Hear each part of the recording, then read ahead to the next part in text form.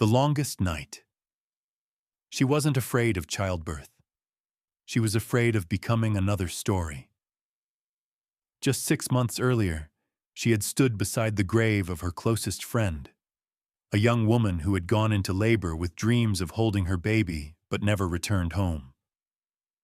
Before that, there were countless stories. This woman bled to death.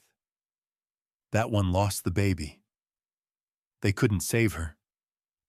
Every story settled quietly into her heart until fear became heavier than the baby she carried. Now she lay on the hospital bed. Whenever a nurse walked in, she forced a smile. The moment the room became quiet, she held her baby bump tightly and whispered, "God, I'm scared. Can I do this? Certainly I can't."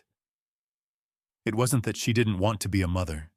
She had prayed for this child for years.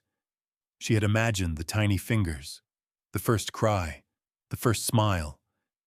But now, all she could think about was whether she would live long enough to see any of it. Labor began. The contractions grew stronger. The doctors encouraged her to push. She couldn't. Not because she was weak. Not because she didn't love her baby. Fear had taken over. Every contraction reminded her of the stories she had heard. Every wave of pain convinced her she was about to die. Instead of pushing, she cried. Not tears of pain alone, tears of fear. Her husband stood beside her, holding her trembling hand. "You can do this," he whispered. She wanted to believe him. She really did. But her body refused to cooperate. Minutes became hours. The baby's heartbeat began to show signs of distress. The doctor looked at her husband and said quietly, "We need to perform an emergency cesarean section. Please sign the consent form." His hands trembled as he held the pen. In that moment, he wasn't just signing a document. He was placing the two people he loved most into God's hands. As she was wheeled into the operating theater, she closed her eyes and whispered one final prayer. "Lord, let me come back to my baby." Then, silence.